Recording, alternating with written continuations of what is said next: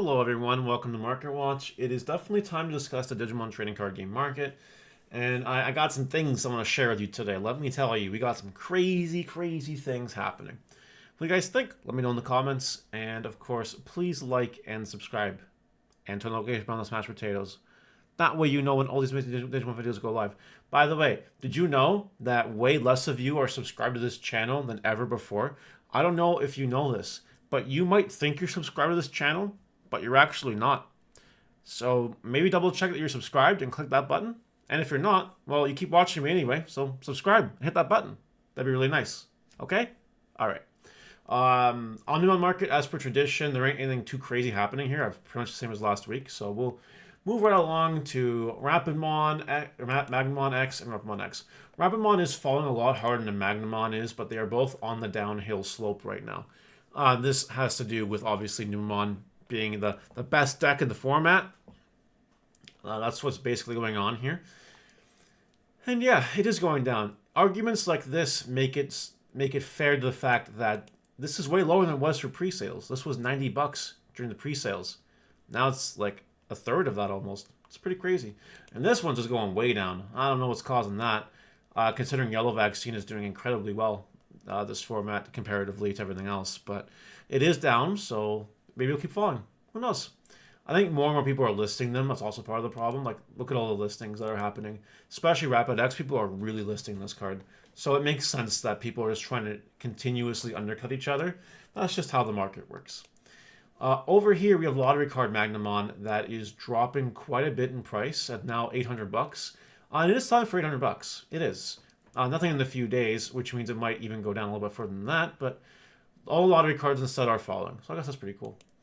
Cards that are going up, however, Valkyriemon Ace, because of the Numemon hype.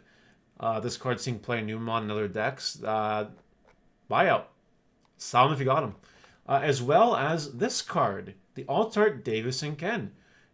With a nice little U shape. It was so low, but now it's so high. This one came out of nowhere. 2 listings in the 50s, then they're 80s. If it was me, if it was Greedy Mario, you know, the one that really goes after the coins, I would wait for these 2 to sell and then try to sell mine for the 80s and see where you can go with that. That's what I would do, because they had no problem selling for the 50s, so I'm sure these 2 will go. And then maybe you can make some free money by marking them up. Maybe not quite 80, but like less than 80, and see if they sell. Other things I want to talk about are the Doraemon and the Kosuke. I was told yesterday on stream that the SOC deck gets pretty exciting in BT17. Now, I don't necessarily agree with that opinion, but cards like this do have a tendency of going up. Altart Rookies and Altart Tamers can go up if they're super duper hyped. And Doraemon being a Doraemon, we've seen this card explode before. I don't know if you should necessarily invest in this. Me, I have my copies that, you know, I'll probably sell in the time I think is right, which is not right now. But they might go lower, and if they do, sell them. Yeah. All right, on to other things that are not BT16. Tentomon continues to rise. Despite the lack of Tyrant Kabuterimon in top placements of tournaments, the Tentomon is still rising.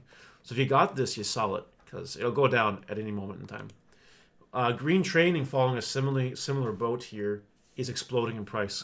Now, this might be because of all the green hype. Like, Japan right now is taking advantage of the green bird from Liberator, whose name I just forget and I can't remember right now. But the green bird deck, it's doing some things in Japan, and that might be one reason the training is doing well, because it ain't really doing much here in terms of green. So maybe sell some trainings if you got some, or wait to see if it goes up a little bit more. This is just exploding for no reason. Seriously, if you've not sold your copies yet, I don't know what you're waiting for. Just sell your copies. I never expected to get this high. It's crazy. Patamon's bouncing up. Again, with Yellow Vaccine success, I'm not super surprised. I knew this would happen. And before you know it, it's back to $10. So maybe try to get this while you can before it exceeds $10 again. Rookies do that. Speaking of rookies that do that, look at Biyomon here from BT15. You know, BT15 is really turning into a sleeper set. Like, it is a gamble. You really could get hosed with BT15. You could get the worst box you've ever opened in your life with BT15. But you could also high roll and do incredibly well. Biomon's a $10 card now. I have Biomons just chilling that I never sold. I'm like, maybe they'll go up. And I was right. So I'll probably be selling them at this point in time because birds are going to get much more hype than this. So I'd probably sell your birds now if you got them. Diaboromon Ace. I would like to remind everyone that EX6 comes out in a few weeks. There's a Diaboromon in that set. And then BT17 comes out, which is the Diaboromon WinCon set. This card will rise soon. And we see these limited promos all the time. The only reprint this thing has had, really, it was the Diaboromon box set, which was barely a reprint. So you might want to make sure you grab your Diaboromons. You'll probably make some money on them. Just saying. Over here we have Megadramon, another BT15 out of nowhere power-up. This card is just exploding for reasons that are unknown to me. Probably has to do with SOC hype if I had to take an educated guess. So maybe grab them. Or sorry, don't grab them. Maybe sell them while the hype is high. I don't know. SOC cards are weird. I don't know what to feel about them. I just know if they're high, you should probably sell them. Because the deck's not really that good. Rapidmon. Rapidmon here has seen a little bit of action in the last couple of days. A couple more listings sold. Now they're trying to undercut again with the 221 and 224 here. People are trying to move them, but they are moving. This card will rise, I'm sure, in no time, especially if Yellow Vaccine continues to do well. Oh, I want to mention one thing that could impact this. BT16, I've mentioned this before, very short lifespan. We're getting EX6 in a few weeks, and then everyone's Yellow Vaccine deck of choice will be split between armor variants or the Angels. You're not gonna have everyone saying this one is the undisputed best Yellow Vaccine deck of the format. That's not gonna happen anymore. So I do think you should approach with caution. Now, that's something that Rapidmon cards are very good.